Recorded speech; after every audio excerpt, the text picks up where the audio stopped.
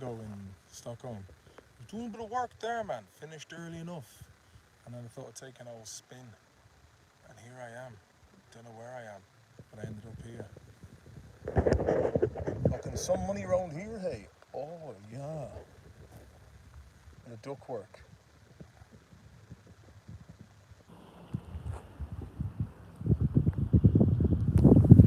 This is known as the Garden, which basically means the sea garden.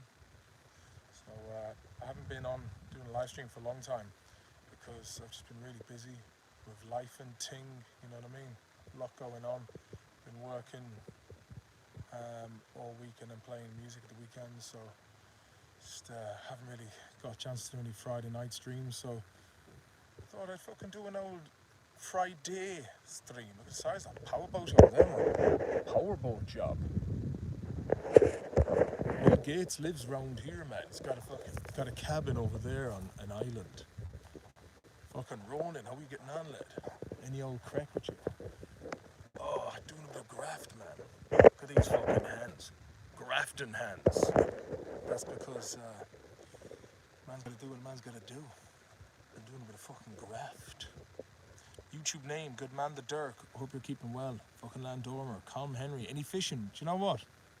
I wouldn't mind getting a rod and doing a bit of fishing, because I have so I had to move out the house about a month and a half ago, and but I found a lot of tackle and flies. Dr. David, hello Dr. David, looking strong, man. Oh, it's good to have you on board, Dr. David. Probably watching live while drinking a cinnamon caramel frappuccino from Cafe Nero in Ballsbridge. Boring. Yeah, I found all my old tackle. Is He-Man decommissioned? No, I just haven't had time. Like I've been flat out lately. Just trying to fucking get the old get the original D Hunters saved. Niall Craig looking chilled the book. The other thing is I'm up for work at like 5:15 in the mornings now, so my schedule has completely turned around. But then at the weekends I play music till about midnight. But when it comes to midnight, I'm any workhorse. Oh, fucking work pants, lad. Fucking work pants. Put that on, man. You know what I mean? Look at that fucking chest hair, hey. Looking vascular, a lad. LG, Return to the Mac. Oh, alright. I'm in the middle of the Huegod, the archipelago. Oh. Two people watching me. They're sitting in a shack. It's really painted well. There's a couple of boat houses over here, and two people watching. People would be like, "What's he doing? Who's he? Why did he? What's the deal there? Hey, you're hulking out, man. Hulk it out like Herc in The Wire.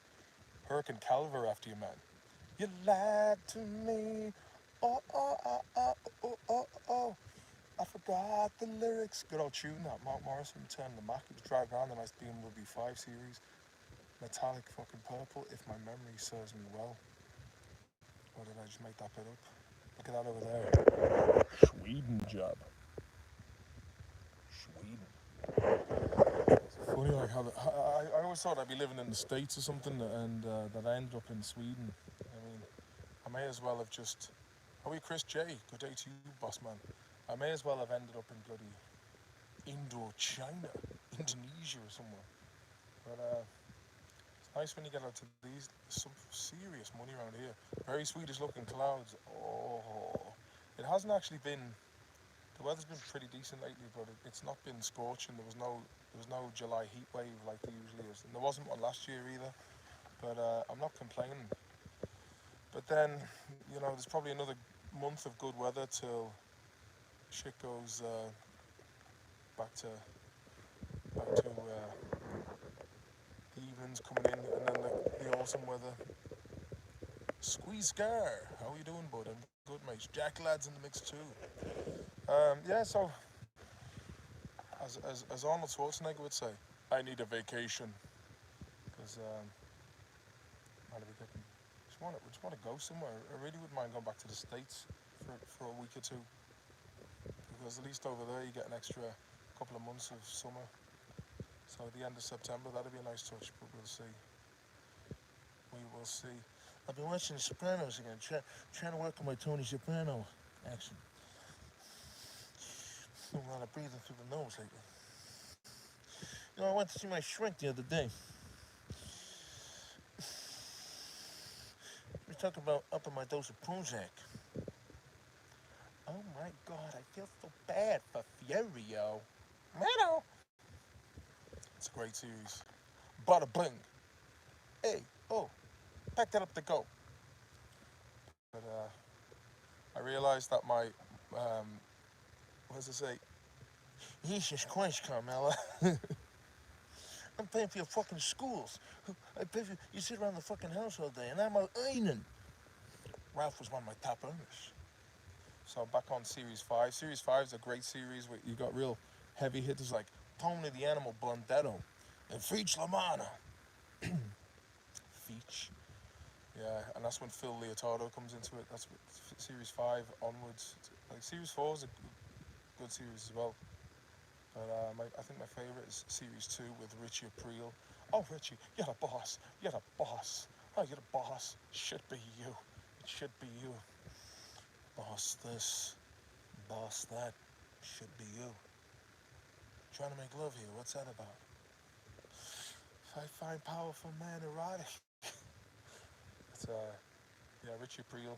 Solid character. Is Phil Leotardo implied to be gay? Is that when, I don't, I wanted to have grilled, I want to have grilled cheese. I had to have it off a radiator. I wanted to bang a woman. I had to jerk off into a tissue. Stradbally is looking well, says Brendan Clancy. I won't be going to the old picnic, that's for sure. He's a shopping cart from here on out. Uncle Paulie is a legend. But I like Paulie Jr. as well, Paulie G.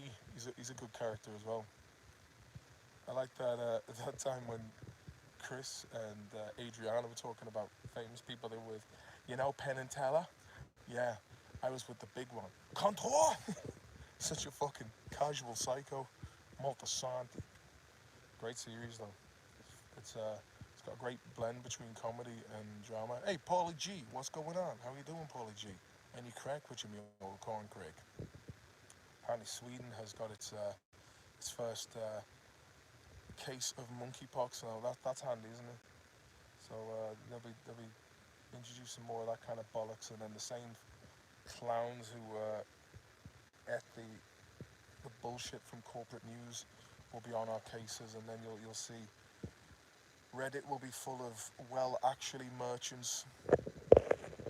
YouTube name says Adriana went off with the bikers in Sons of Anarchy afterwards. I haven't seen Sons of Anarchy actually. Is it any good?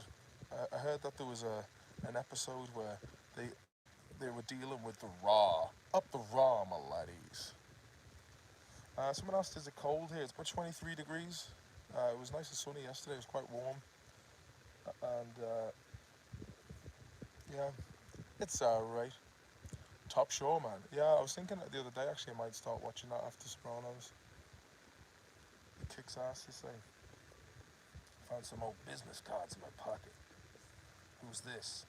Black Castle Scenery Limited. Filming. Oh, Brendan Gillespie. Met him over in London there in June, man. DLE, Dovey. Who's this? Another business card. George Malky. No idea who the fuck that is. What is this? Oh, it's a Swedish fucking cinema ticket. 2 years from in shops. I think that might still be valid. Might go watch the new Alien film at some stage. Is it shite? Haven't seen it. That and White Collar. What was that, LG Mioshkin? I've been into House lately. Yeah, House. I remember watching that like when it came out with Hugh Laurie back in the day. Black Sails would be up my street, you say, Dr. David. Yeah, I quite like the idea of being a seafaring pirate, do you know what I mean? Just fucking hop off, do a bit of robbing. It's like, it's a Scouser's dream. I'm gonna jump off here on some Caribbean island and just steal some booty. Fuck off then, go back to Stanley Dock Marcus. Sell some of it, Lord. Look at that there. Nice little vista there. Bueno Vista Social Club job. Some nice wedge around here. So out here is the kind of like the end of the line for here. I was working and I thought I took a wrong turn and just kept driving. I was like, I should go for a fucking spin. Find a nice place down by the water and do a live stream. CM Fox, how you doing, me hearty? We all love our leader, Starmer. He's doing a great job. Yeah, I mean, there's been so much shit going on in the last couple of months, like that. Where do I begin in even covering this kind of stuff? You know, it's fucking geopolitically speaking, all the shit happening in Ukraine, what's happening in Gaza, Hezbollah, Iran. I mean, I tell you one thing, the Israelis have some balls. They're just trying to drag everyone into a global conflict, I think, at this stage. And another 4 billion, I think it was, to go over to Israel to basically, I mean, imagine US taxpayers going to just kill civilians. I mean, that wouldn't sit too well with me if I was paying tax. And it's funny how Bangladesh just kicks off as well as the UK. Something's fucking, you know, we're living in very interesting times. Human life is fucking cheap these days. Why am I? She was a beautiful horse. Nice and peaceful out here. Quaint as a man. Man can go for an old dip. Have a look and see what depth she's benching. Jason chats football. Well, Durkin, what's the crack? Ski boy. That was a nice bit of depth there, all right, man. Yeah, man, do a bit of fucking, man, go dipping the toes. Swim round there, then. Not a bad old touch. Not a bad old touch at all, hey.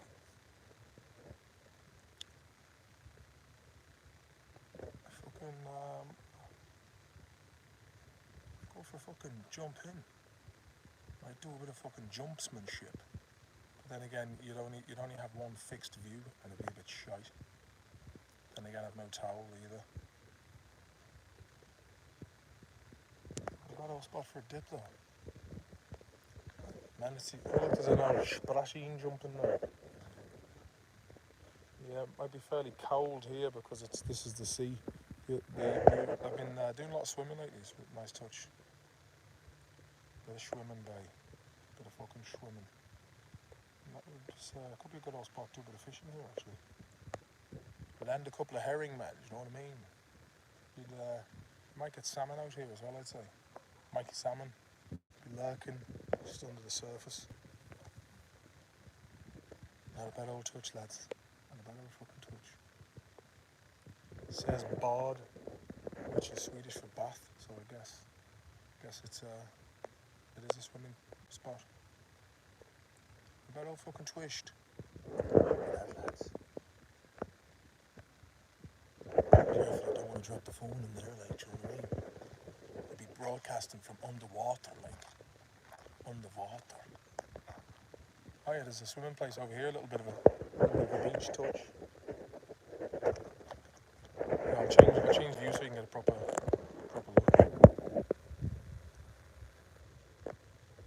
Not a bad old spot, lads. Not a bad old spot. Pass and move, it's the Liverpool groove. Pass and move, mate. What do you think of the UK riots? I don't know, I think it's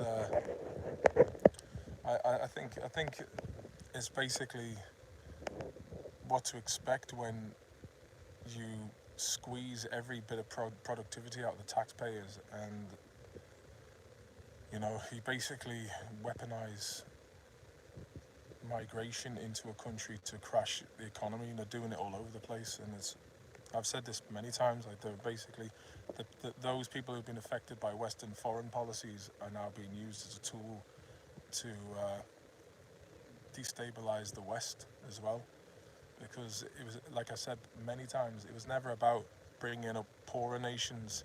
It was about bringing down the Western nations. And man, like, there was a really good interview on Jimmy Dore yesterday. I really recommend you just watch. There's a woman called Mel K, and she just fucking keeps hitting every nail on the head because everyone's been divided over superficial differences.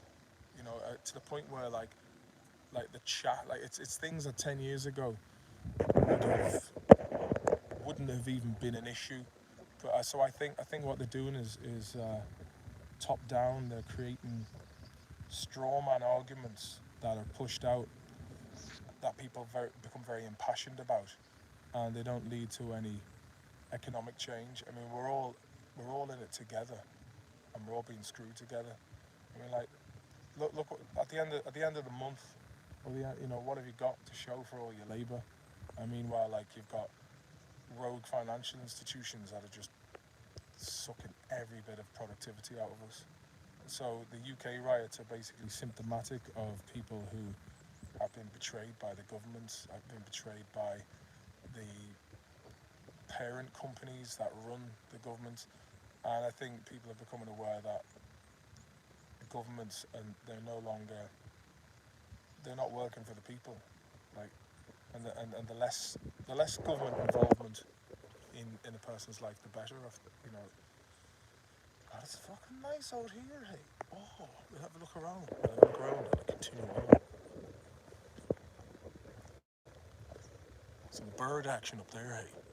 Nice little beach here. Not a bad touch. Not a bad touch at all. See if there's any fish lurking under the surface. It's a nice little touch now. Nice touch for a couple of cans. Let's have a look here now. Oh, not bad, man. Not bad at all. No diving allowed. Any fishies, man? Any fishies? Some bit of depth work. Wouldn't want to fall in with the old... Fuck, she's deep. She's deep. She's fucking deep. Wouldn't want to fall in wearing the old steel toe jobs.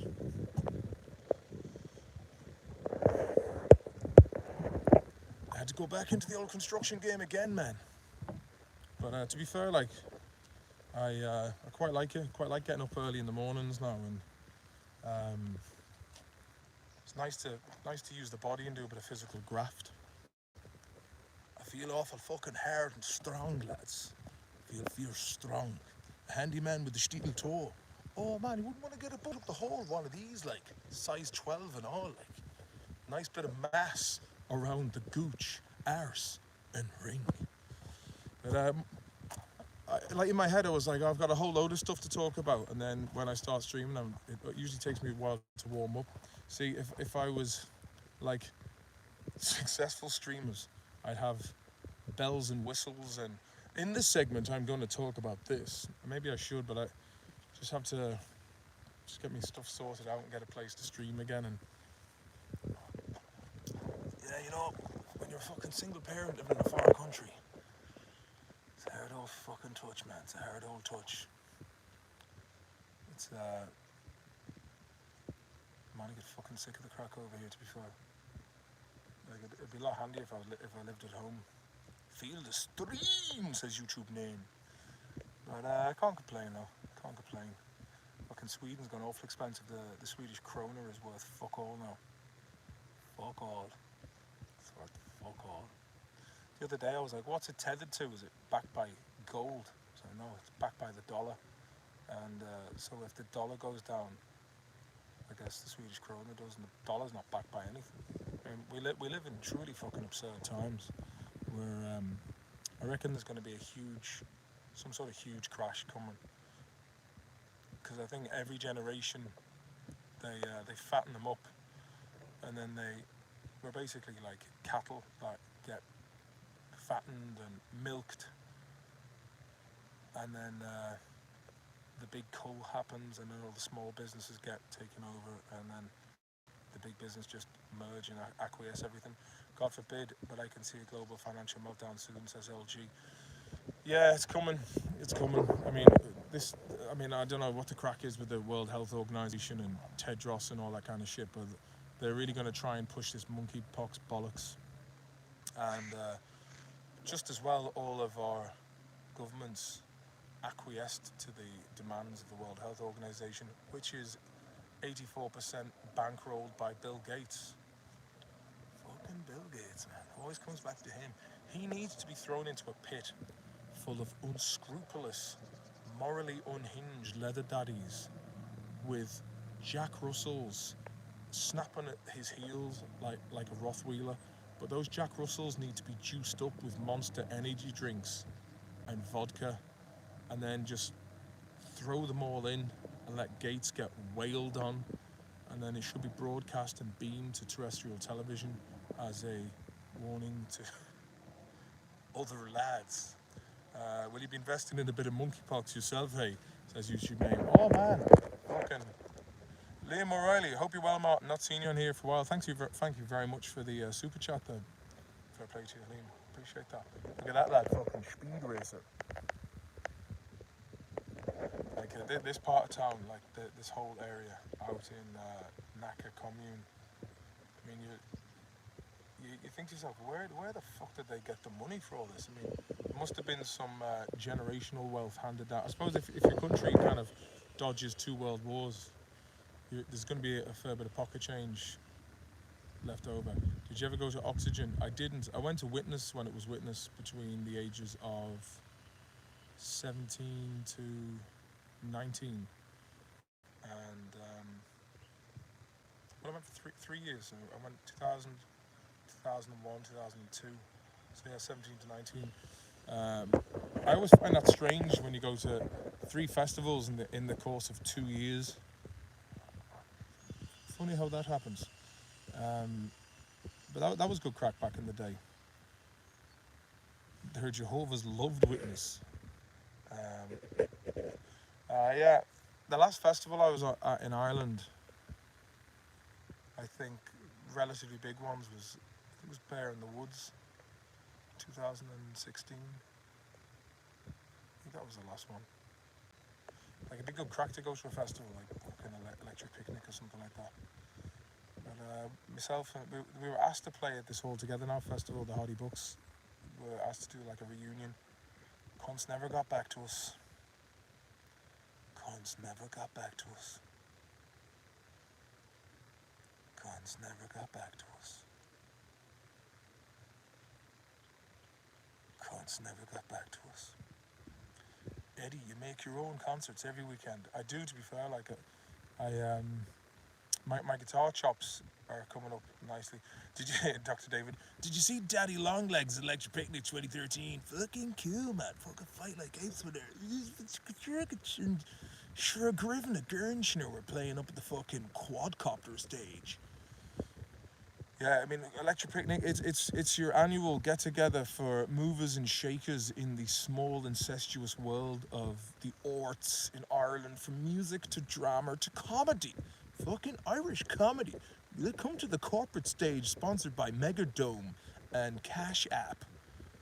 Cool, we're gonna get some voiceover work. Look at your accent shirts. Fucking You compare your insurance now. Cut your insurance. Get the new Kia Sportage. I'm a comedian. Voiceover work. The lost off of Waffle Pigeon Fist is right, Dr. David. I hear what EJ says. I hear ham sandwich are wrong'uns. I mean, they were always fucking sound. Like, I mean, I read the other day about the drummer, and I was like, fuck. Any dealings I've ever had with them, they're fucking sound. You know, it's like I don't want to speculate on that. You know what I mean? It's yeah. What are you gonna do?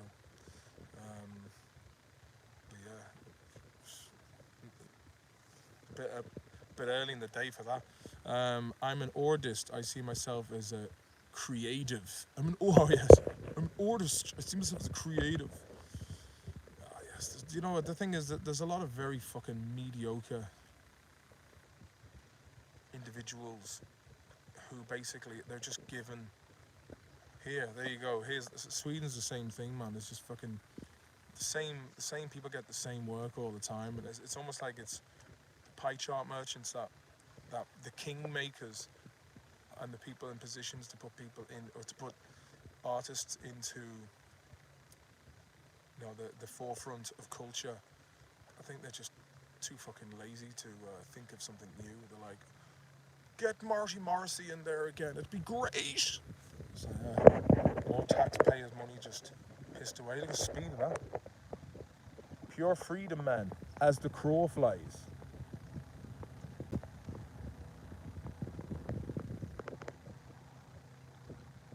It's the kind of shite I want to be doing.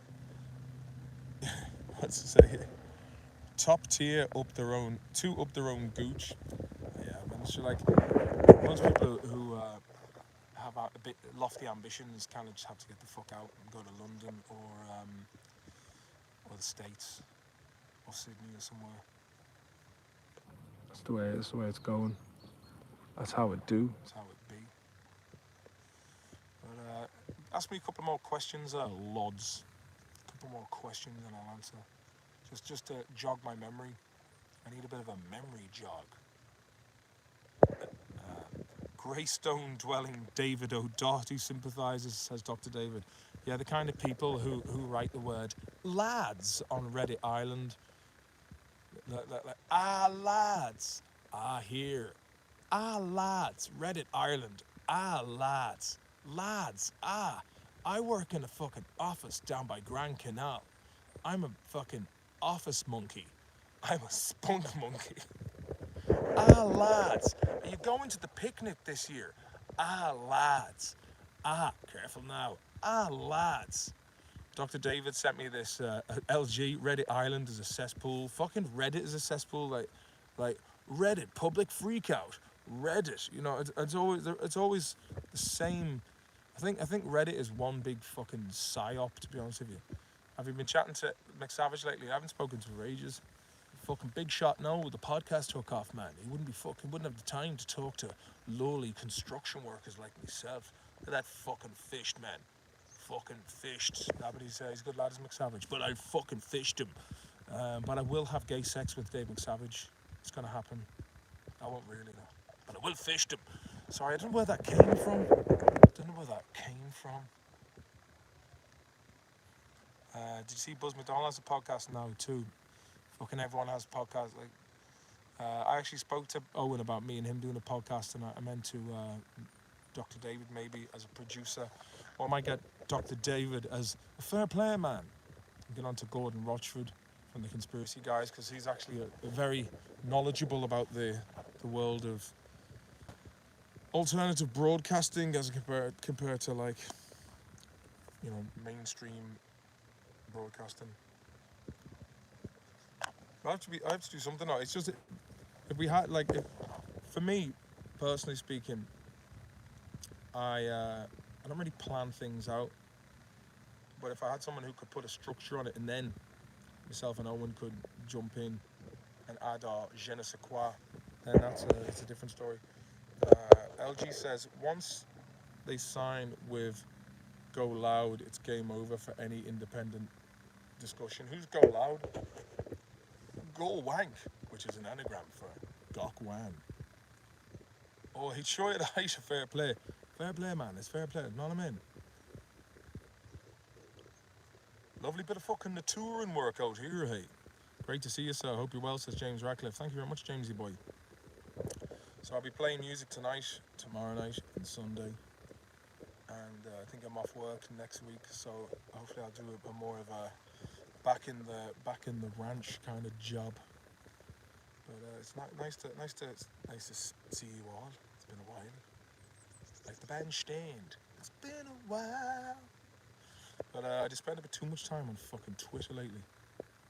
It's Twitter's a funny old one, because when it was owned by or run by a man, what was his name again? Fucking Jack Reacher. Was it fucking Jack Dorsey? Jack Dorsey? There was a lot of fucking degenerate shit on there, and it was just full of fucking arseholes. But now it's full of provocative accounts that basically say outrageous shit in order to get clicks so they can make money off it.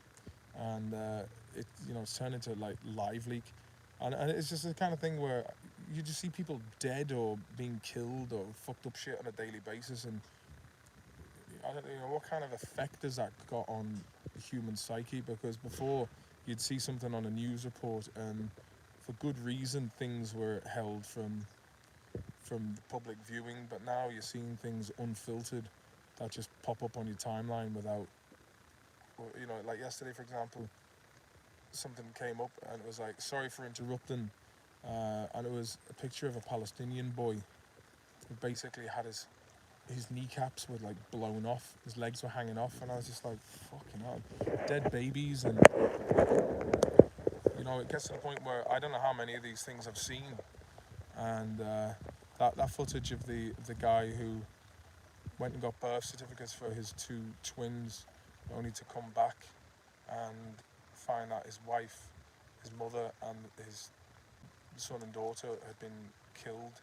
And some people, there's this lady, can't remember her name, she was saying that they would have known who was in that building because they would have had to have used infrared guidance for the J dam and whatnot, and they would have known he was in there. And I think it's gone long past the point of reasonable doubt when you consider that. I don't know.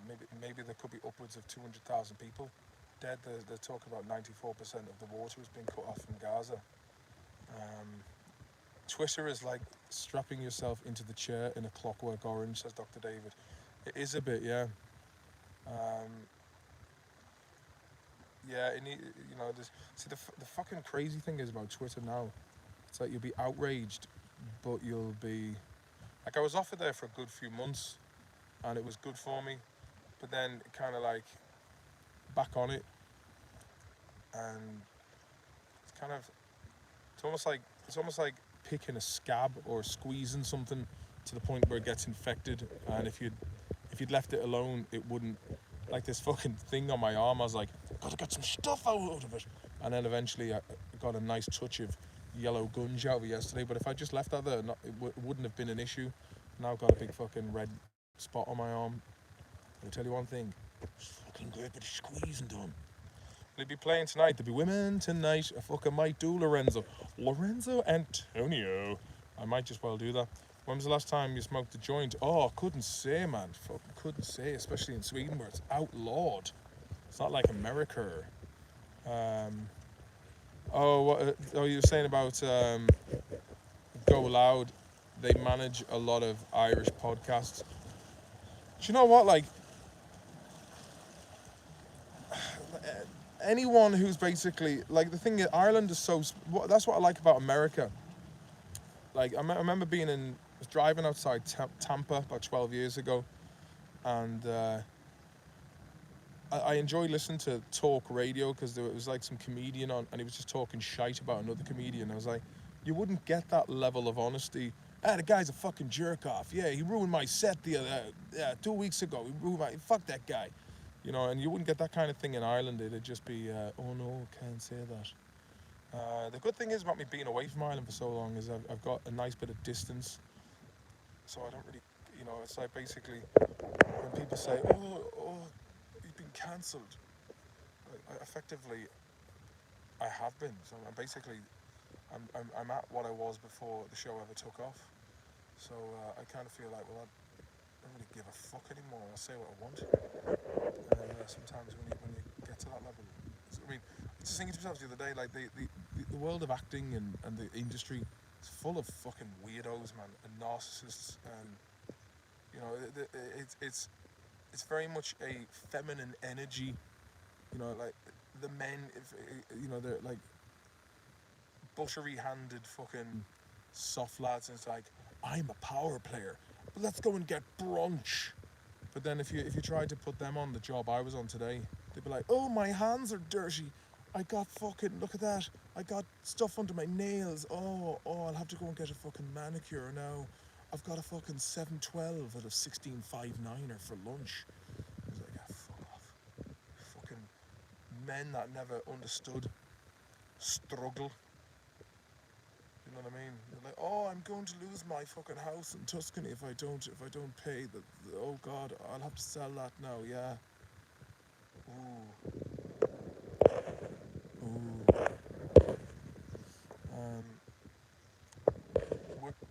would you recommend to do in Tampa? Well, I didn't. I was just driving past Tampa. I was going down to a place called St. Petersburg in Venice. They're like smaller towns on the outside. Busch Gardens, man. The Irish Spartacus. Is there anywhere where I can buy the full Hoddy Books box set online? I'd like to support you. If you want to support me, mate, fucking, you can throw an old super chat or PayPal donation to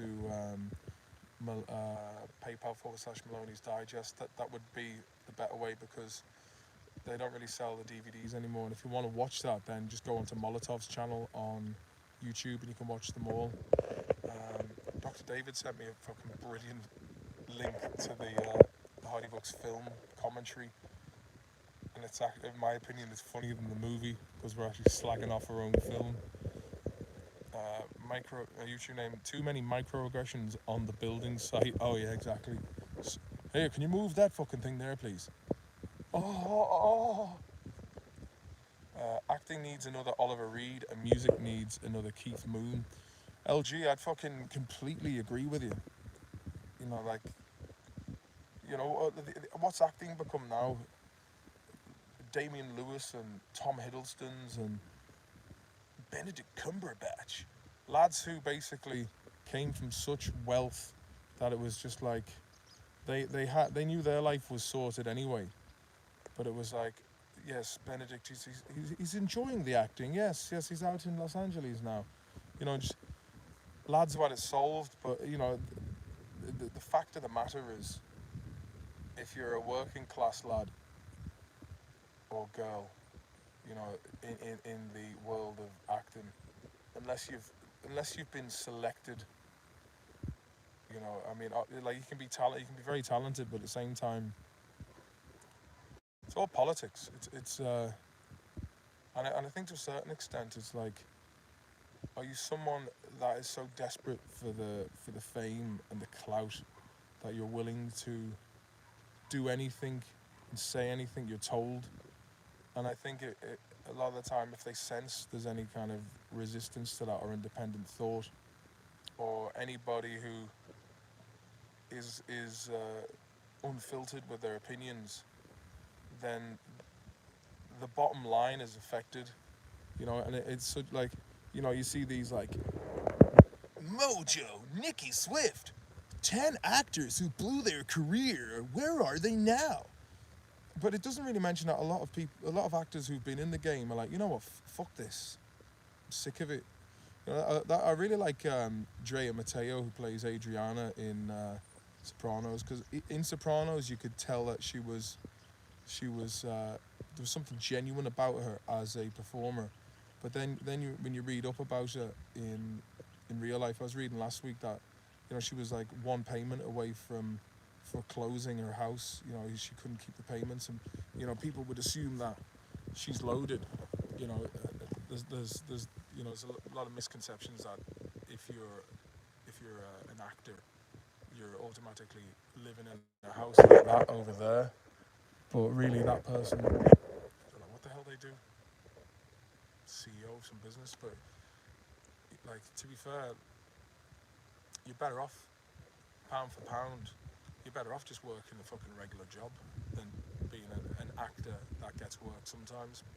Because like, acting only pays when you start getting like regular work in a soap, or you've actually got a proper role in a big TV series, or you're getting leading roles in films. But otherwise, you're just like, you'll get like maybe like, if you're a supporting role, I think the industry rates maybe like $1,000 a week, or $1,000 a day, I think.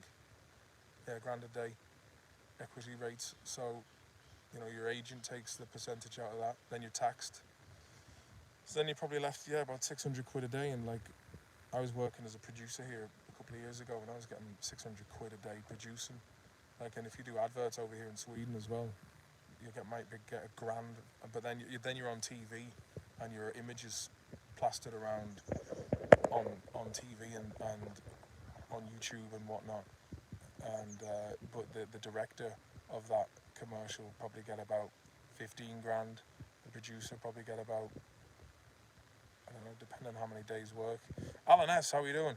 But the thing is, just because your face is out there and you've performed in things, you just get paid for the time that you're on set usually, unless you get some residuals. But that comes down to the deal that your agent makes. Um, YouTube name says the Hardy Bucks is pure genius. It really was, man, and it's a shame that we didn't do more. Like we in like in a more perfect world, let's say, from my point of view, we could have done once a year, one series a year. Like you look at South Park, and like if we'd had a way where we were independent, we were making our own, we had the money to make our own show each year, or we had like private investors with deep pockets, then you could, and it wouldn't get old because it would be a satire on it'd be fueled by what's happening at the time it was filmed. And in many ways, we did we were always kind of conceptually ahead of our time. Like when people were like, oh, you should be doing a virtual pub like you did in the show. There's a couple of things where like selling weed with drones. There's like stuff that was quite ahead of its time. CJH93, well horse, how's the kids and the pets keeping? Poor old Joe, the black cat, died because when we were moving out of the house when I was away in London, the moving men helping Mo move her stuff out scared the cat. So the poor catine ended up in he got scared, and then they found him like lying on the beach, and he had a lot of fluid, so he ran to the water that was maybe like a 10-minute walk away from us, and the vets said they found a lot of liquid in his stomach, so he'd probably eaten something that was poison, and unfortunately died. So that was sad. Kids are grand. But, yeah, I haven't really been seeing them much lately because of the work schedule and that. So maybe I might see them later on today. But they haven't really been staying with me for the past couple of weeks. So it's but they're off back to school next week. So hopefully things can schedules. I just need to take work on because things been fucking tight lately, man. Moving house and jeez, shit that goes with it. Having to pay to get the place cleaned. Like even though I'd cleaned it for a week, fucking landlord was like, no, but we need to get it professionally cleaned. I need to see a certificate. And I was like, fuck off, good lad. And never fucking darken my door again, you cunt. Sweden, man. So it's a lot of bureaucracy and red tape here that really does slow down the wheels of personal progress. But then again, it looks nice. Oh, oh! Nice to have a boat. Just fuck off somewhere. Good night's sleep, bobbing on the waves. Did you see Corey Feldman was on tour with Fred Durst and Limp Bizkit? That'd be some crack to go to one of them shows. It'd be brilliant crack. Oh, Corey Feldman, man. Corey Feldman. Do you remember he was gonna make a documentary about like his experiences in Hollywood being touched up, and then so he got all these donations from fans and people who wanted him to dish the dirt, and then he just made like a low budget feature film and then put it behind a paywall, and when the big reveal came, Chocolate Starfish is right YouTube name, but when the big reveal came and he was releasing it to the people who donated, it didn't work, and he's like, our film got hacked, and unfortunately those people who wanted to see the film, they stopped it from being broadcast, and no one ever saw it. So make of that what you will. But yeah, Corey Feldman, I'd love to just go and see him playing a gig, man, because I think at this stage it's one of those phenomenons. It's a bit like people who go to the Lamel Theatre in Los Angeles once a month to watch The Room. It just becomes like a fascination in itself. Do you know what I mean, Horace? Do you know what I mean? Alexander Steelman, how are you doing, sir? Hello. YouTube name says Agree Man. Once a year or once every second or third year, at least, would be very epic. Yeah, like I wouldn't rule it out. I was talking to Mike, the brother-in-law, and there might be a couple of things moving, but I must give him a bell. But I think he's finally back on board for doing something new. The Without giving any details, there's one pivotal member of the team that remains quiet and absent, and I don't think he's interested in doing any more. Which I mean, I think personally speaking, the individual who shan't be named, um, it might do him the world of good to get back in the fold with the boys. It just feels like it's a real wasted opportunity for comedy. It's because as it stands, I just don't have the time or the energy, and I'm in a different country to do it. And but if we do get the opportunity to make a series where we have producers and location managers and editors and a whole cast and crew and a budget to do it properly, then that would kickstart things again. And when we do get back into doing it, because I'm going to say when we do, not if, when we do get back to filming, I do believe that it's going to be the best series we've made to date.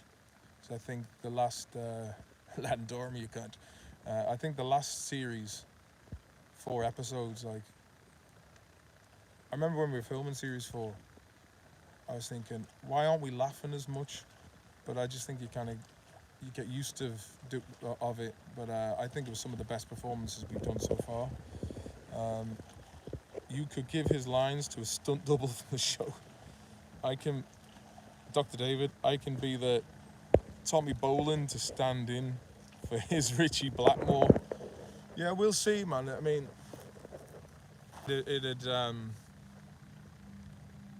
I think if we just hold like we always did, take what's happening culturally in Ireland, and just like as Dave McSavage once said when we met him the first time, turn the mirror to society and then crank it up to 11. And I think that's what we do best. And I think the man who I didn't name, I think his tender touch is essential when it comes to that, because I would trust my life in my, if it came down to like some sort of, if it came to trusting my life in his comedy hands, I would do that. I mean, the there's a great synergy there between us when it comes to being on the same page with observation and almost ethereal themes in terms of how we would discuss things that are very abstract but very very tangible. I know this might sound like waffle, but it's like, Sopranos did that brilliantly. How they could convey a theme or a sentiment with within how it was shot and how it was edited.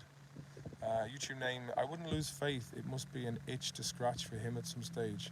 How could it not be, as it was terrific? Yeah, I mean, I don't, like, I know, like, the crack we had on set was fantastic. And then the social events around it, like going for drinks and like having, with cast and crew, it was just fantastic, and then afterwards when everyone's gone, then there was a real kind of sense of anticlimax around the town, but it was great fun. LG, the current state of entertainment in commas, in quotes, particularly Ireland, another series of Hardy books are possibly the greatest breath of life into our popular cultures in years. Yeah, because we did, when you're at the kind of the cut of, or the cutting edge of the spear, people don't really understand what you're doing, and it's the ones who come up behind you then who get more success off the back of us. Like, look at Young Offenders and the two Johnnies, and these are people who went on to make, like, quite stellar careers in their field, and we paved the way for, because back in the day it was we did it because we were just, there was nothing on TV that appealed to young people. It was like just the same tired fucking arty stuff. But then even I do remember, like, even with like Chris and McGahan, like they were, they were also running the risk of being oversaturated by RTE, and that's what I was saying earlier on with like Sweden and Ireland, because they're small countries. It's just like, oh yeah, just make, I remember it was the Republic of Telly followed by Hardy Bucks, and both of them were back to back in both TV shows. And when I was watching it, I was like, oh, here we go, RTE again, just kind of saturating. Like if I was the commissioning editor for RTE, and I was in charge of entertainment and comedy, I'd be looking for, I'd be constantly on the search for developing new talent. But like RTE is skint. It's a small country, and previously taxpayer money and revenue from commercials was how they made their money. And during the Celtic Tiger era, like, you just see how much money would be pissed away in like really overly elaborate graphics in a Gaelic football match. It'd be like, it was all real. You could see that there were extra people there adding unnecessary bells and whistles to things that didn't really need to be. Like Eddie Hobbs being like, "How to spend your SSIA money? We're all loaded." But yeah, since 2012, like RTE have just been, it's been a slow decline in terms of quality, and they're reduced to making like compilations of RTE moments on TV, and where, like, I don't know where you're supposed to go for, you know what, unless you're going to like the UK and trying to get something on TV over there, starting something new. But I think RTE just don't have the budget anymore. It's done. I mean, like, they're competing against, like someone who's playing a PlayStation game in their house, and they're getting maybe 20,000 live viewers, and then how many other independent creators are taken away. I mean, like, even like I don't watch TV anymore, but I will spend hours on YouTube and scrolling on X. Social media has taken away from people watching TV. Like the fact that you can watch box sets on demand, where you don't have to sit through. Like for example, look at Sky. I remember 10 years ago trying to get the Sky package, the broadband, in the cottage I was living in, but they didn't have the infrastructure to deliver the broadband. So I was like, well, that was the fucking whole point of me getting the Sky package. So then I ended up getting Sky TV, and I was like, oh wow, yeah, Sky Sports and Sky, and I was just like, every channel was just showing commercials and shite, and then it's like Sky Atlantics, and then a series would come on, and it's like, well, what am I supposed to do? Like, at that stage I was already downloading series anyway, and I was like, I could just get the series and download it and watch it all in one go. So now with on demand, Netflix, HBO, Disney Plus, Amazon, you don't have to sit through a load of commercials. And Swedish TV is the fucking worst for it, man. Like, and it's bad. Like, Irish TV annoys me to fuck, because I've worked in the industry, I know the voices of the people who get the hat. I'm like, oh fuck, or if you watch a TV show and I'm like, oh, well, he got that, did he? Of course, and I just end up fucking screaming at the TV. And if ever I'm like at my mother's house watching TV, she's like, they can't hear you. You're just shouting at the TV. And I was like, yeah, but you know what? It's cathartic. And yeah, but nowadays, you've got social media, you've got YouTube and Twitch, you've got box sets on demand, or streaming platforms. It's like, terrestrial television is done. It's now basically the player, because people want to watch. People don't want to have to wait until something comes on now. Whereas in the old days, it'd be like, oh, Monday nights we're gonna look forward to watching this, and that's how me and Chris and Owen, like, that's like, for me personally, it was nothing. There's nothing out there that appeals to the true reality of life for young people, especially outside of Dublin. And when we did that, it was like we knew we had something. We had some gold in our hands. And it's funny. I remember me and Pete Cass. We were in Castlebar Hospital. We just finished the demo with the mushrooms and all that. And we said, oh yeah, it'll be as funny as Father Ted. And these girls we were talking to were like, funny as Father Ted? I don't think so. And yeah, here we are. But, yeah, so I need to speak to Mike today and give him a ring and just say, like, okay, let's proceed with putting a shape on this fifth series and get it fucking done, because I feel like I've got a fucking Lamborghini parked in the garage here, but I can't find the key to the lock. So I need to get myself an angle grinder and bust that fucker out and start doing skids up in Knock. You know, once that reference comes from in real life. When I was 24, me and my ex-wife, before we got married, and my mother went up to Knock, doing all the holy stuff, and my youthful rowdy behaviour was bottled up for so long, doing boring things.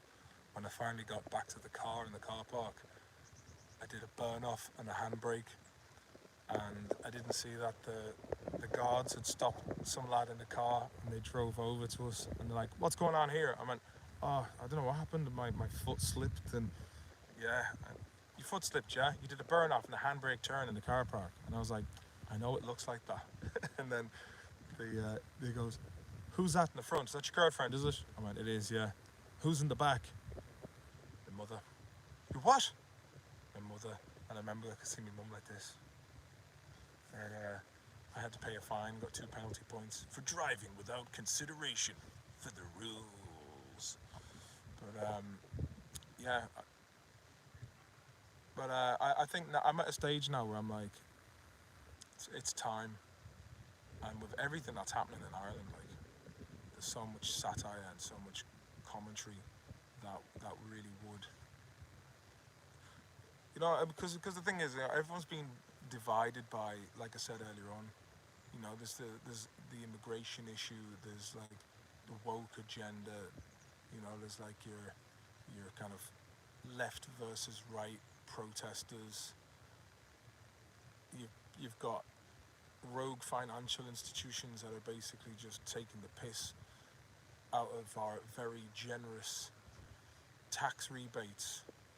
And if you kind of just mix all that up and just even-handedly take the piss out of everything, and just do it in the way like a documentary should do it. And I think there'd be something for everyone in it. But I think there's a lot of satire that could be milked for a good few series, if you get what I mean. Hit the thumbs up there. You've only got 11 likes, you bastards. If you want to donate and throw a few fucking quid to the man, I do take super chats, and I do take PayPal /Maloneys Digest. You know what I mean? A couple of comments here. Let me see. Lorenzo Antonio says, could we not do the show anyway, minus a few cast members? The main bulk of you are ready to go. We could do, but that means I'd have to take time off work, and other people have to take time off work and be away from the kids. And unfortunately at this stage, I can't afford. Time is of the essence always, and I think same with the other lads. Tom's working, he's got 3 kids. Pete has a farm, he can't be away from that too long. Stevie Kelly and the crew that everyone involved is, we're older now and we have crushing levels of responsibility. So we would have to be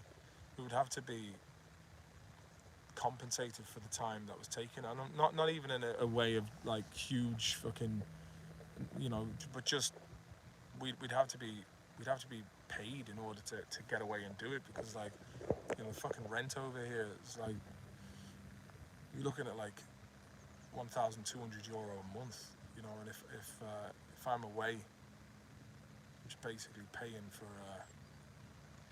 that. Chris J, thank you very much, buddy. I do appreciate that for the $20 super chat there. Thank you very much, sir. Yeah, it's like these are the things like before, also before I got divorced, I could go away, and the time my ex had at home, I'd be like, here, take that as a bit of compensation for the Ted Crilly cracking a rack. Oh. Hey, it's the fucking Stuttgarts. Yeah, I want to check out my boat, see what's doing. Fucking Esplanade, fucking nice helmet. Yeah, the Congressman's helmet. That was my money. And fucking Carmine wants he wants 40%. Fuck that. Yeah. So I think I'll just have a word with Mike. We'll just get shit going, and get a fucking series, man. Do it. And we'll just got to figure out how we do it. But any kind of call for like crowdfunding, I think we need to, like, if that was the case, we'd have to put out some content first and be like, okay, we need, I mean, it's doable, but man, me living in Sweden doesn't fucking help things either, because if I was back home, we could do these kind of things, but the fact that I live over here, it's not too far, but like I said, it's like when you're away from things, the things are costing money from here when you're not here. So all they want is the likes of Amy Huberman and her ilk. Painfully unfunny, says YouTube name. You know what? I have to say, Amy Huberman is actually really nice, and I'd say she's good crack. You know, but again, it's she's exactly what RT want, reliable, and from that tier of well-to-do social standing, it's and I think maybe us guys are like the fucking undesirable brother, like in National Lampoon's Vacation, played by Randy Quaid, where they're kind of like we're like Jeremy Kyle comedy in comparison. We didn't do the tourism board any favours, let's say.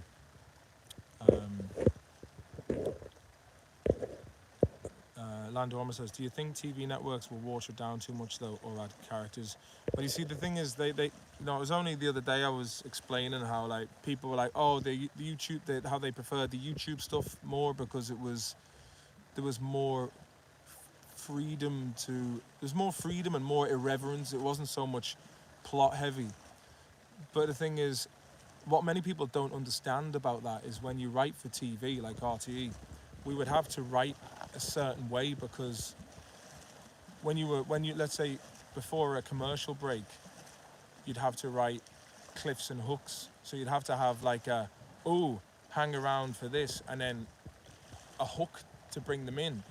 And that was purely to keep the advertisers happy that enough people were watching their commercials during it. So there was a lot of things that were, from my time working in professional television, you realize that it's not solely about the art itself of what you want to make, is also running concurrently with the revenue generated in order to keep the channel financed. And then you go, when you go further up to like big international series,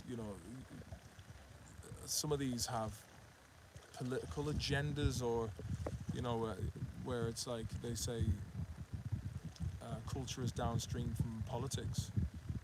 Then you realize, I remember getting a Game of Thrones audition recently, and it was just like, this is a disappearing message, and the FBI are monitoring this, and you only get to open the script once, and if you show this, your name has been watermarked on it, and it's like, fucking chill, man. Do you know what I mean? It's like, but then you start thinking that it's a bit weird that federal law enforcement agencies, I mean, there's so much money at stake that any leaks, you're talking about huge percentages of money at risk.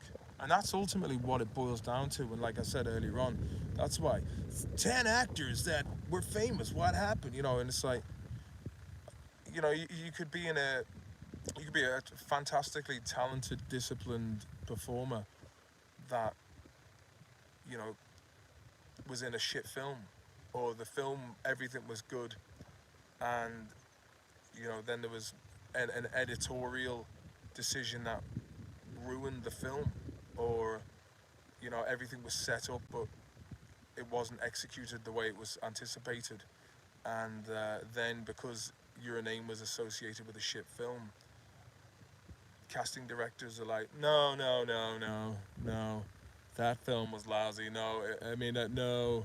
Or you've done something that you don't even realize, or you've said something, and that's it. You're just like persona non grata, and you're like, what the fuck did I? What, as Arnold Schwarzenegger was saying at the beginning of Total Recall, what the fuck did I do wrong?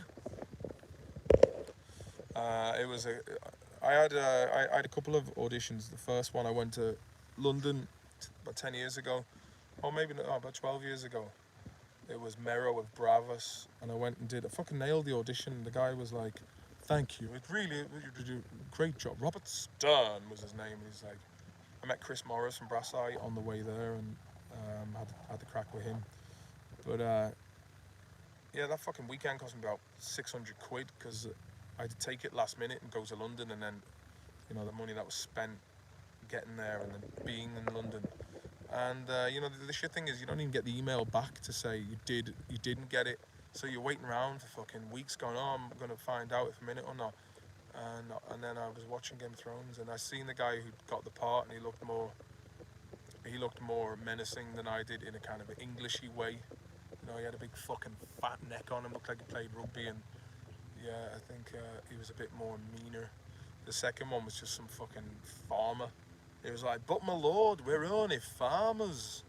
So that was the extent of the fucking role Tom the agent was bringing in.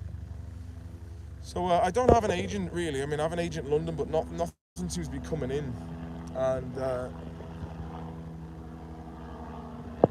Chopper Kennedy.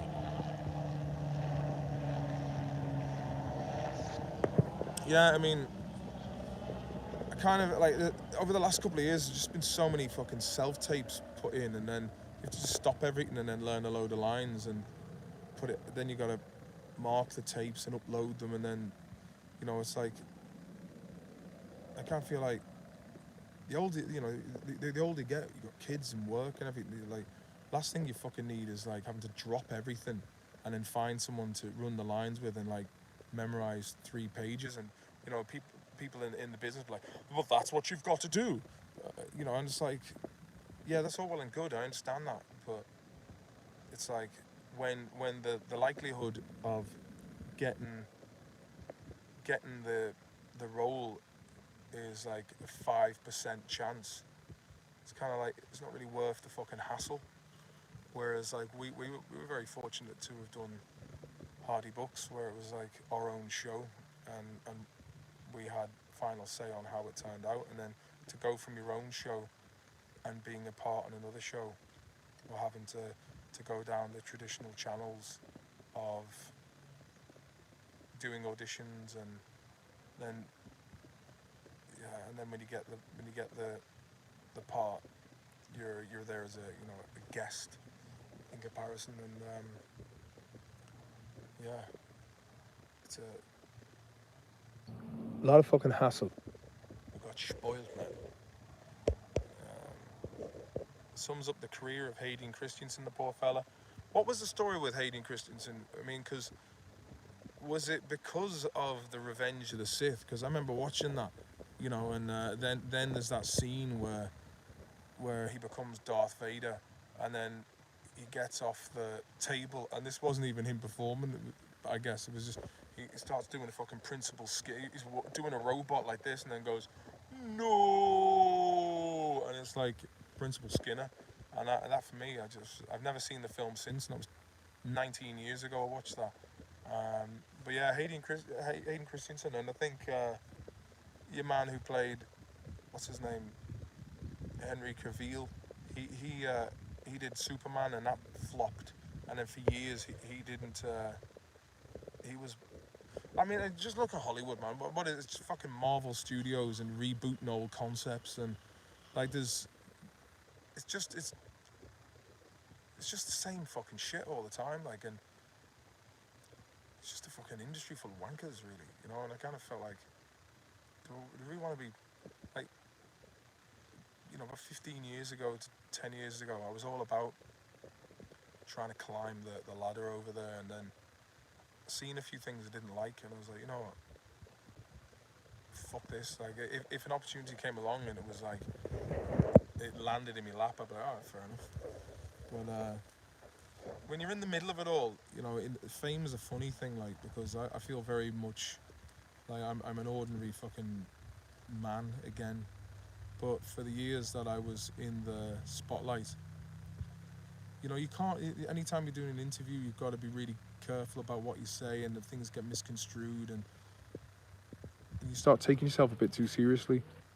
And I just kind of feel like I'm kind of glad that I'm back to where I was before it all started. I mean, like, you'd miss the handy money and whatnot, but you lose the run of yourself, and I've seen it with other people. It's hard to distinguish who's in it because they genuinely value your friendship, and who's in it because they can see you as a stepping stone to get ahead. And I quite like the fact that I'm living a normal life again, and when the next opportunity does come around, I know I'll be a lot more measured, and I certainly won't take it as serious. But at the end of the day, it's a business, and you shouldn't really take things so to heart anyway.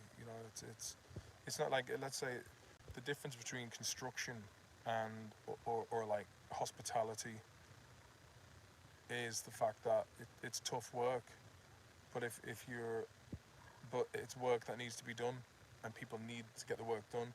Whereas when it comes to the world of entertainment, people think, like, if you're, like I work as well as a musician, and it's got to the stage now where, like, even that, I'm like, oh, fuck, I have to work again tonight sometimes. But it's a nice way of making a few quid. You get a couple of £100 for, well, depending on where you're playing, you can make, I make better money at home or in the UK, a lot better money than I would in Sweden. But like in Sweden, that's just the going rate, because I don't have the same reputation here in Sweden, and over here it's like it's a job. Whereas when I go back to Ireland or England, it's or the States, I'm going there based on who I was in Ireland, and still it's a fucking lot handier than being in the trench all day doing groundwork. But there's this whole notion of, if you're working in the world of show business, it's a privilege, and therefore there are many people who go into the job thinking it's going to be easy, and it's going to be all about red carpets and champagne and networking events. But then on the backside of it, you kind of, there's a lot of disingenuous personalities there. And what I was saying about like construction is like, yeah, we need you to fucking dig this, or we need you to build that, and it gets done, and there's, the subcontractor or the contractor is happy to get the job done in a timely fashion. So let's see,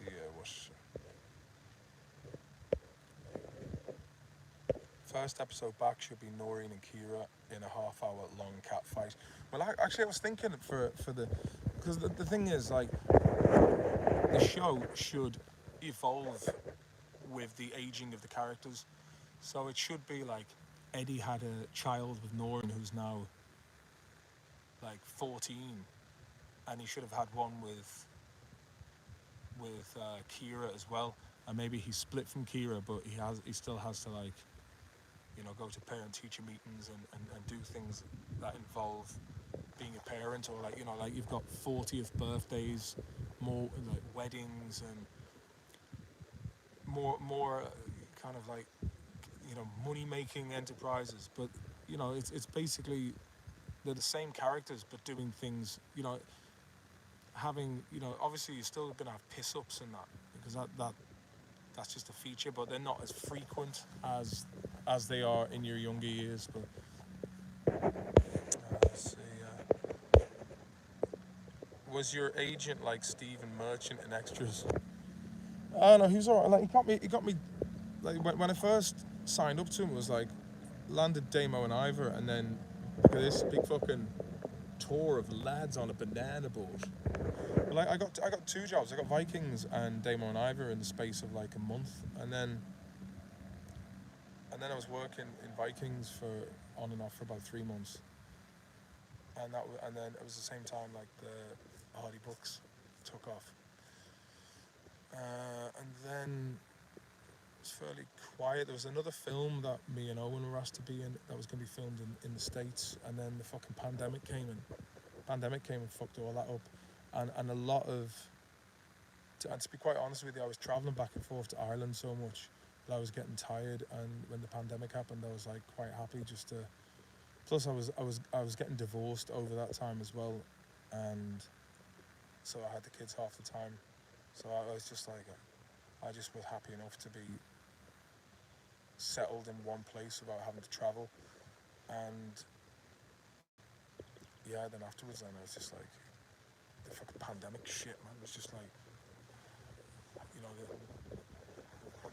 like the, yeah, just couldn't be. I was kind of like, I was happy not to be working in the business, and then the years rolled by, and then apart from live gigs, I haven't done any. I think 2018 was the last time I filmed anything like commercially for television. But I'd like to say the break has done me good. It's put the most important things in life into perspective for me, and a bit like when Bill Burr was talking about religion being like curling when you're brushing, and then it's like just fucking let it go. And I always find as well when you kind of, the more you try and chase something, the further it slips away. And when you're just like, but it's like Morgan Freeman at the end of Shawshank Redemption, he's like, go ahead and sign it, stamp it. I don't give a shit. It's like when you're at the stage when you actually just stop giving a fuck, that's usually when the thing you're after comes back to you. Same thing with women, if you've experienced heartbreak after breaking up, and in the beginning say, oh, I want to get them back, ain't gonna happen. But you'll always find when you just fucking move on that they do come back, but often by the time they do come back, you've moved on.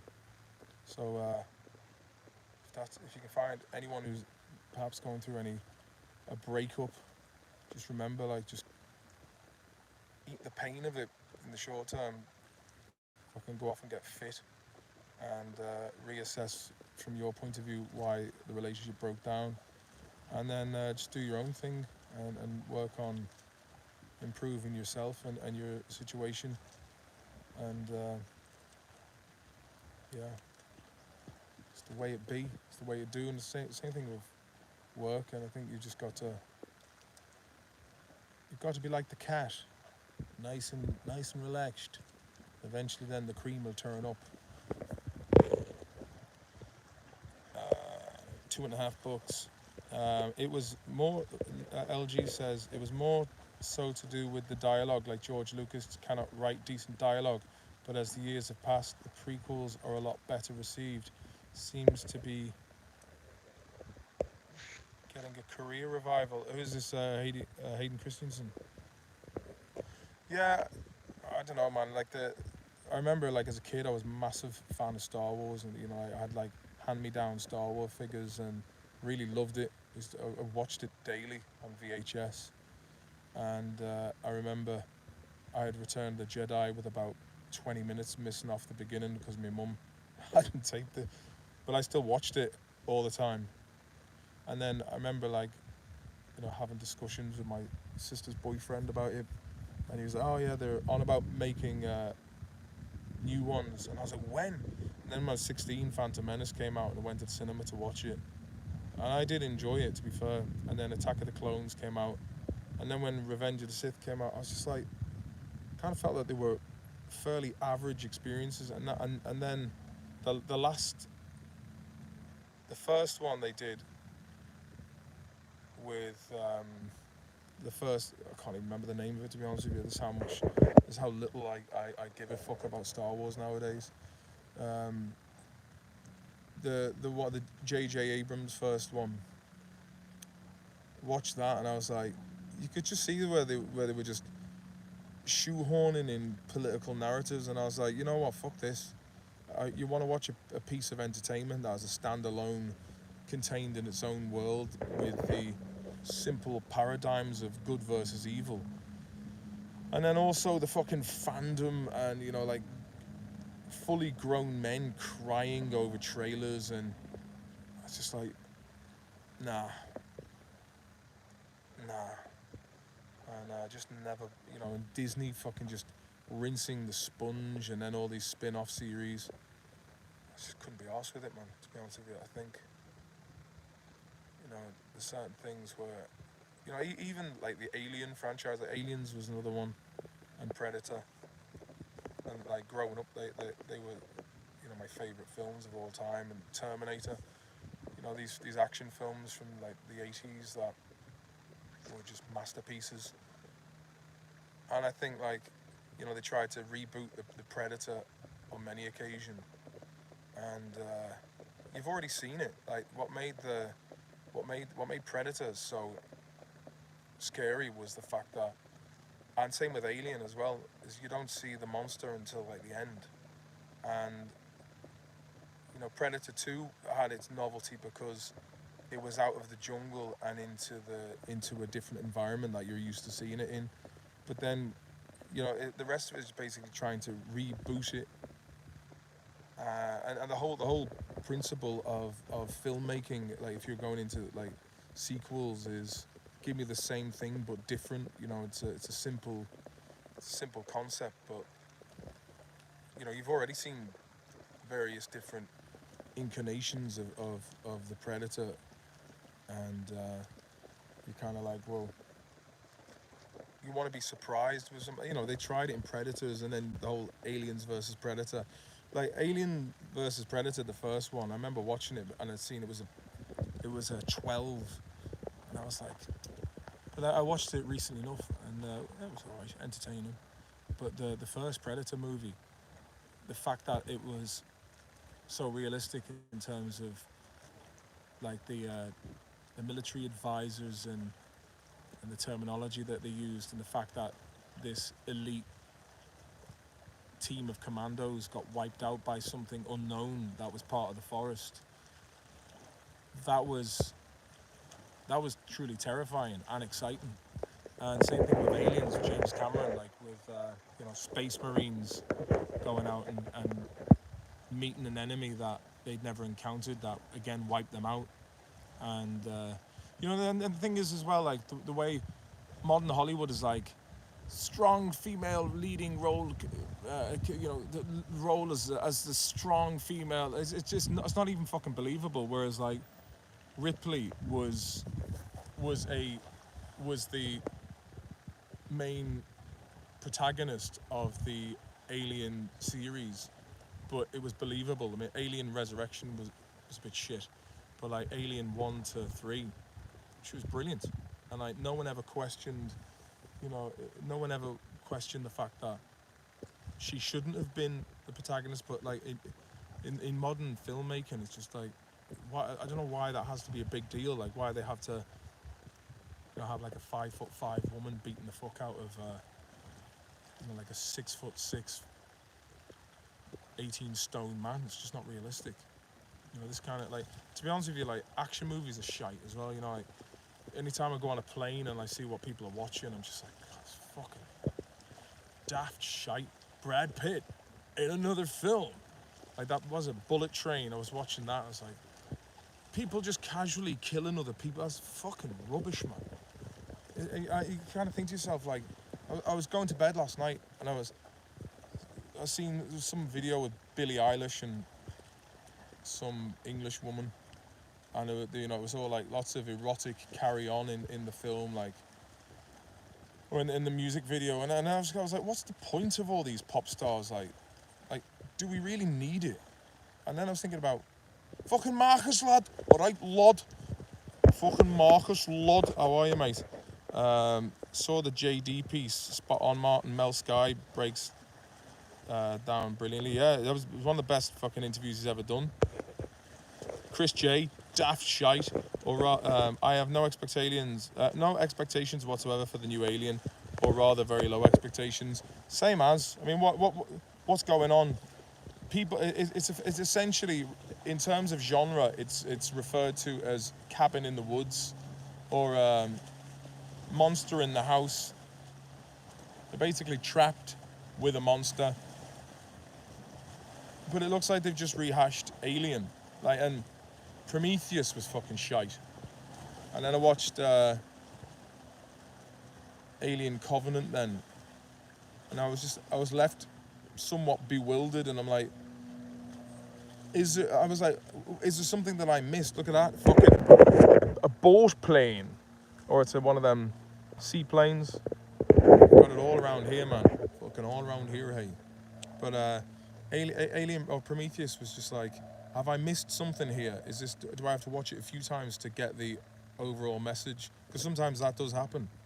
But I waited fucking ages for that to come out. I was all on the hype train for that. But I just think modern Hollywood is it's run out of ideas. It's all, you always had like big studios that, Universal, Paramount, Fox. But it feels like basically everything has to, basically BlackRock own everything, and everything has to go along with what the shareholders want. Someone was talking about Ukraine the other day, and I was having a conversation. I was like, well, yeah, I mean, it's like when you consider that BlackRock own majority shares in Raytheon, Lockheed Martin, Booz Hamilton, Boeing, and they also wanted to rebuild Ukraine afterwards. So basically, yeah, let's supply the weapons and then we'll rebuild afterwards. It's like people can't understand how when you have, it's like in many ways it is like Ingsoc in 1984, like Vanguard and State Street. They all own the majority shares of each other. It's like, and that's why that interview with Jimmy Dore, you should check it out, the one with Mel K, because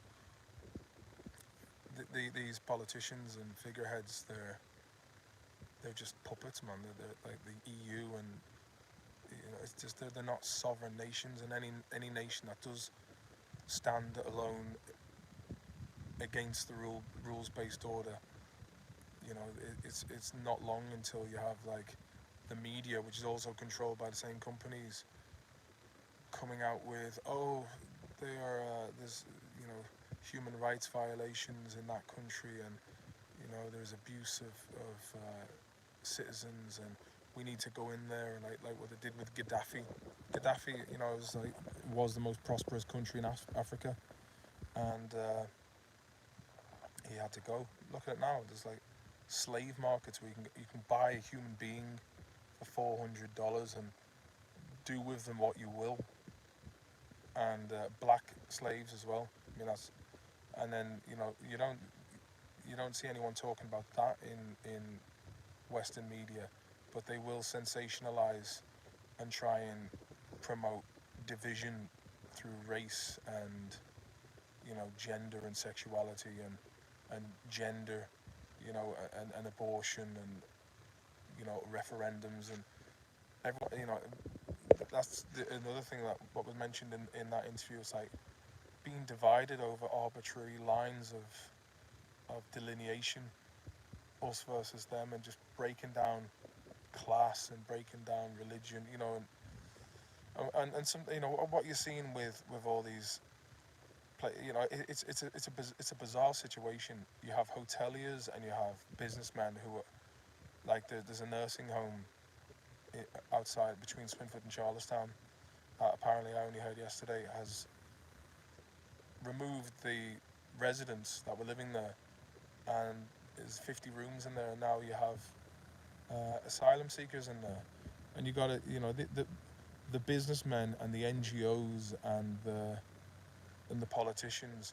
Do you think they give a shit about these people who are coming in? They don't. They don't care about their own people either, and it's a fucking grift, and everything out there is a money making scheme.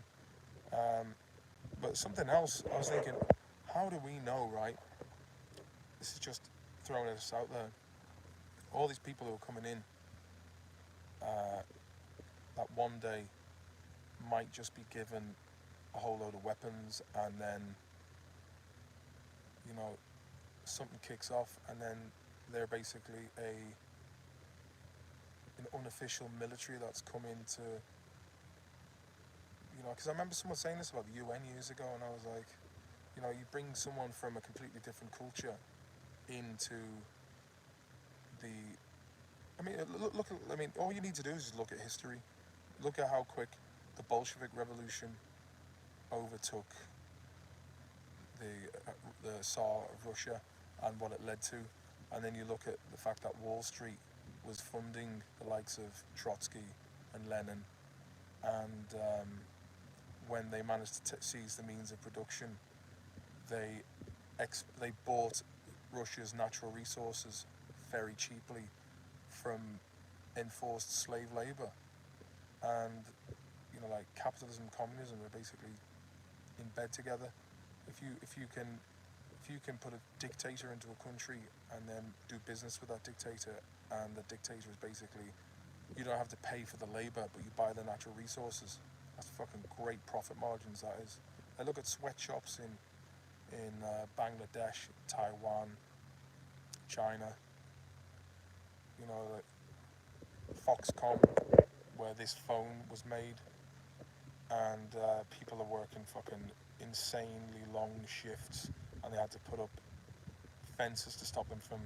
Things were just so fucking endlessly depressing that they had to put nets up to stop them from taking their own lives as the only way of escaping a fucking terribly dull, repetitive, pointless existence. And these are the same people who are calling the shots now and talking about being virtuous. We're run by fucking psychopaths, man, and all these people who are being, all these groups that are at each other's throats over manufactured issues. There must be a way of uniting everyone and being like, look, we're all being collectively played here. If it takes a fucking comedian from a low budget TV show to be able to is one of the only people who was talking about this honestly and truthfully, then a fucking problem. You know what I mean? LG's Sarah Connor, Ellen Ripley, and Vasquez, the three greatest female characters in any action movie. Yes.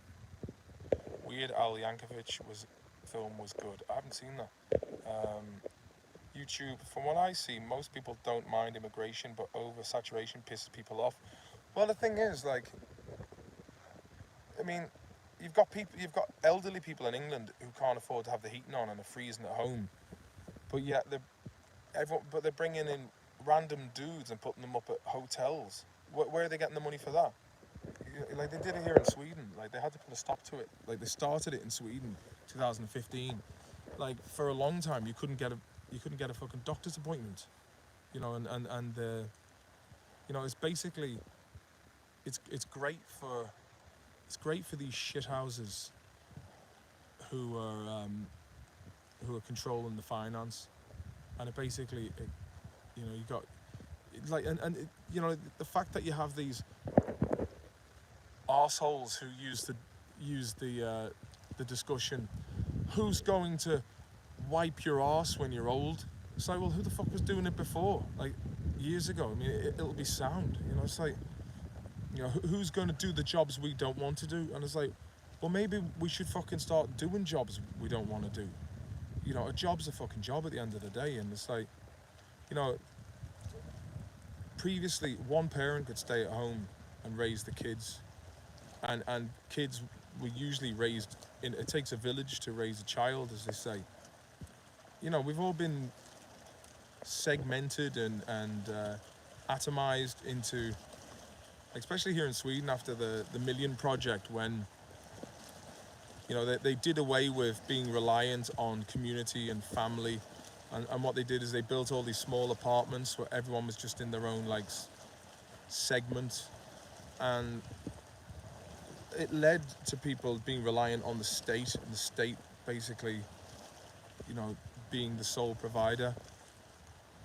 Like, I was talking to a guy yesterday about, I said, well, if shit goes down, how many people can you ring in an emergency? If you need to borrow like 20,000 crowns today, who can you ring up that is going to give you that kind of money?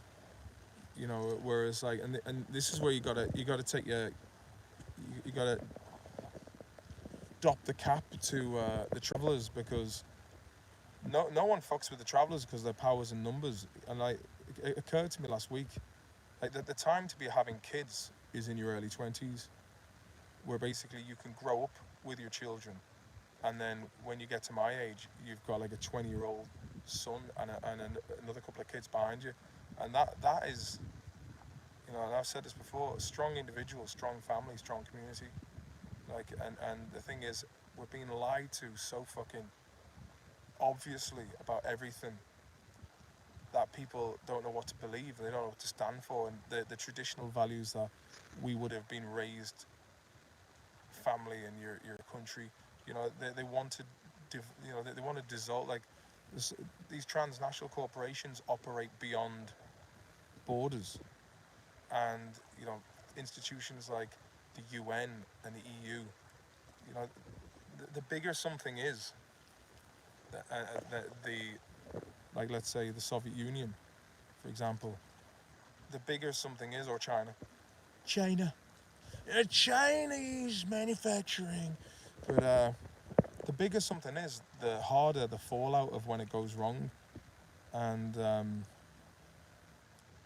but if you've got like a fucking strong community and everyone's got a stake in their community, then and people believe in keeping their communities safe and looked after and clean and things maintained, where you put something into the community, and but you get something back out of it. Like, a people with a strong connection to where they're from is a people that can't be fucked with, like, and that's why the travelers, like, they have their own disputes, which are often sorted out within their own community, but they'll fucking land up to the door and fucking sort shit out, and it's like, and that's how everyone else should be. Like, when the government comes and tries to pull a number on you, you've got a whole community standing beside each other to put the foot down and be like, no, we're not accepting this. It's unacceptable. No, ain't gonna happen. And now you've got what's happening. What's happening in the UK is, it's like there's a bit of a fucking there's definitely some psyop carry on going on there. But the fact that like, the common theme you see on X, that people are talking about Keir Starmer and there being like a two-tiered justice system, and it does look like that, to be fair, just from a objective point of view. But yeah, it's a fucked up situation, but it's these these situations have been, like I said earlier on, many of the people who are coming here are people who have been colonized and had their had their country suppressed, and they're now doing it to Western nations as well, and it'll be a two-tier system where you have, you know, people who are, you're like your Bill Gates and your Taylor Swift. Yeah, you know, that Taylor Swift band's some of the most overrated fucking weird shite I've ever. Swifties. Imagine being a Taylor Swift fan. That, you know, this false fucking. This is the thing with modern.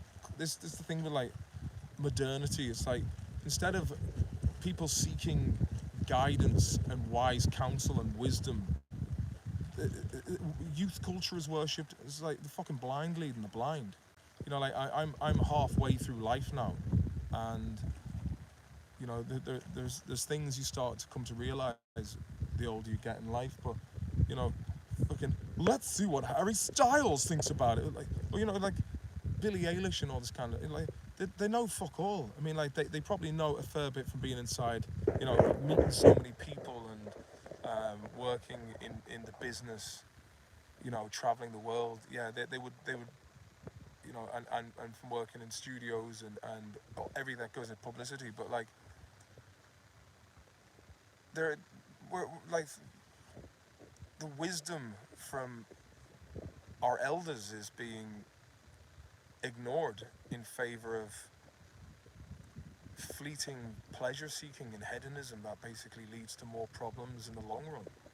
And that's coming from a man who fucking absorbed so much pop culture and wanted to be the next Jim Morrison. Like, Jim Morrison, that's the fucking way that, you know, I want to live. Yeah, I lived that lifestyle and grabbed it with both hands. And then you realise Jim Morrison was depressed as fuck and dead by the time he was 27.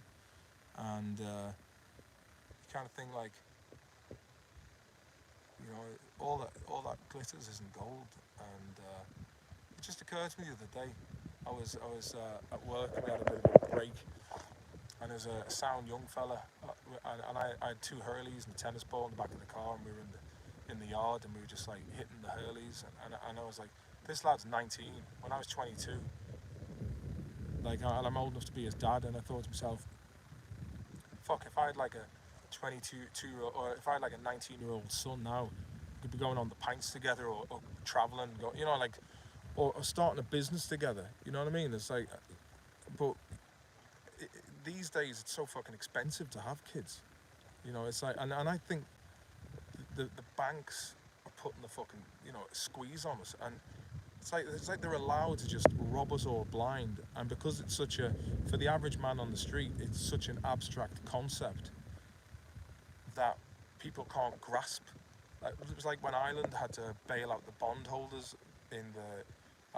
after the 2008 recession, but yet you had like hundreds of thousands of people walking to demonstrate against €100 water tax charge, because they can conceptualize that, but they can't.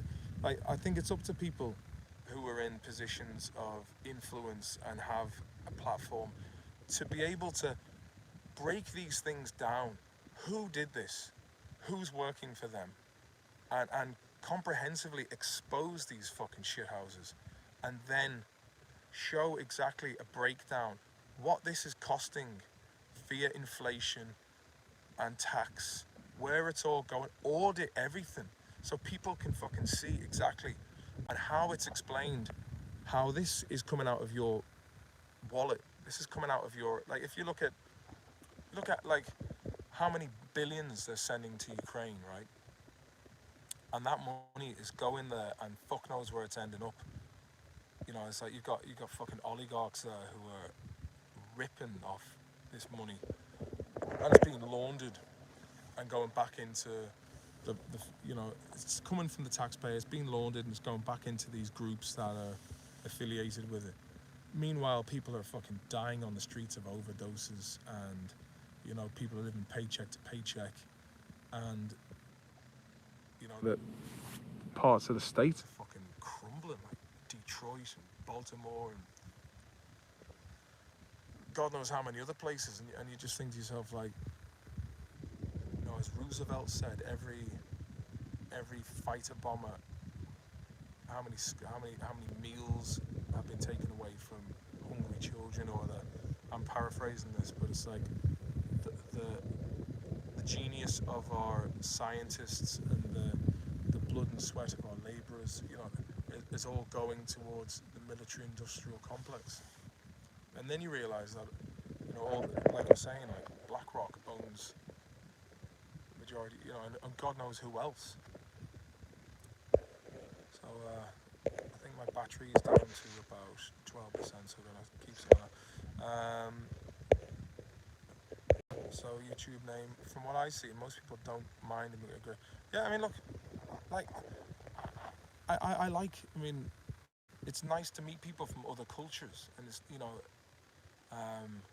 but when things are done correctly and in proportion, but when like when you're no longer, see, the thing is, it also it takes away the connection to it takes away the connection to the historic connection people have to the homeland, because then when the balance of the demographic balance changes, then the ways of the host nation, or the, at the time, the majority, it's fucking mad. Like when the balance shifts, and it's like, oh well, we don't like this, it's repressive, and but that's the culture. Like I want to go to Peru to see Peruvian people. I want to go to fucking Switzerland to see Swiss people. And like sensible fucking immigration is fine, but when it's coming at the detriment of everybody, including the people who are coming in, but it's enriching these fucking oligarchs and serving some sort of issue that, to basically divide a population, um, it's not good, man. Well, and like, and I'm all about, I'm about everyone getting along and having a fair, equal chance at happiness and prosperity. But I think that these countries need to be rebuilt, and have self-sufficiency, and you know let them govern and trade their resources fairly. But the way the rules-based order is internationally, they're not allowed to do that. It's I don't know how many, like, Africa is one of the most richest, like, land masses in the world, and the fact that this military coup after military, I mean, how much of this aid money gets sent to overthrow governments, or like install puppet leaders, and I could go on for ages about it. I've said it all before. Um, the unvetted thing is a worry, and seemingly lack of coherent plan or control. I mean, look at it like this: your nation is an extension of your house. Like, you lock your door of a night because you wouldn't let any fucking randomers into your house before, like, sussing them out or knowing them. It's fucking common sense. But the thing is, and common sense is now being, you know, you just gotta say, I don't care what you think. Go fuck yourself. That's it. Just be like, no. Needing a credit union loan to have a kids is no longer implausible. Man, there's so many people out there who are hanging on in quiet desperation these days. And I mean, I look at these gaffs up here. I say a lot of these have been paid off long ago when the going was good, or they inherited money. It's like the world depicted in Rocking in the Free World, says YouTube now. Yeah, it is. What I want is just move somewhere that's nice and chill, got a vibrant community, and there's like, I feel like somewhere along the coast in Portugal would be nice. If I can put the feet up of an evening, it's not expensive. Somewhere where we can earn a few fucking quid and enjoy that without, I mean, like, without just freedom, divine liberty. The freedom to live your life without everything being, having to ask permission and authority to be able to do anything. And I think just true freedom is you should never give up freedom. You should never give away your freedom. And in keeping with the theme of this, ships are safest in harbour, but that's not what they're built for. You know, the freedom to fucking, the freedom to fail. You know, like failure is like, for example, when it comes to music, I used to be able to, oh, it has to sound perfect. Oh, there's any mistakes. When I'm playing now and I make a mistake, just fucking carry on. Or else, like, I might just be playing a song and I might get bored of it. Like, I'm bored of that now. If I make a mistake, I laugh about it. But the only way you'll learn is by making mistakes and not being disheartened. It's like, you know, it's not to give up, but just learn what went wrong and how can I fix it next time, and just keep going for it. But our freedom as human beings should never be given away. And freedom, true freedom, is something worth fighting for. And it's up to us to distinguish what's the difference between genuine freedom and someone using the freedom as a carrot to go off and fight for someone else's agenda.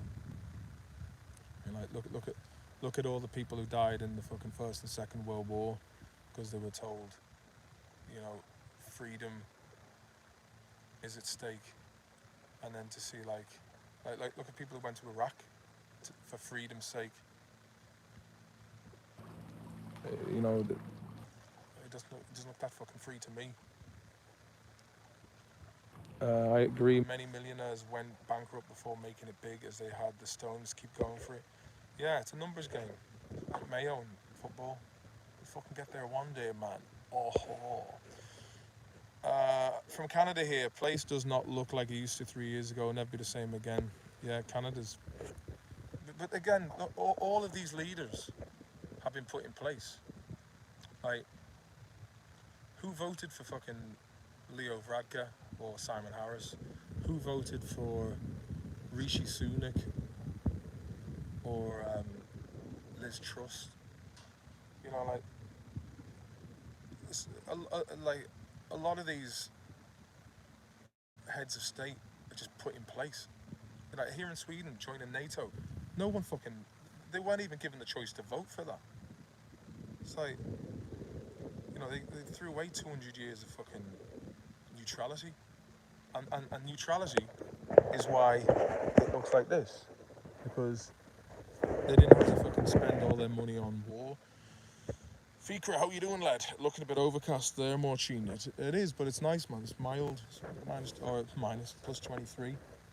That's the fucking caper.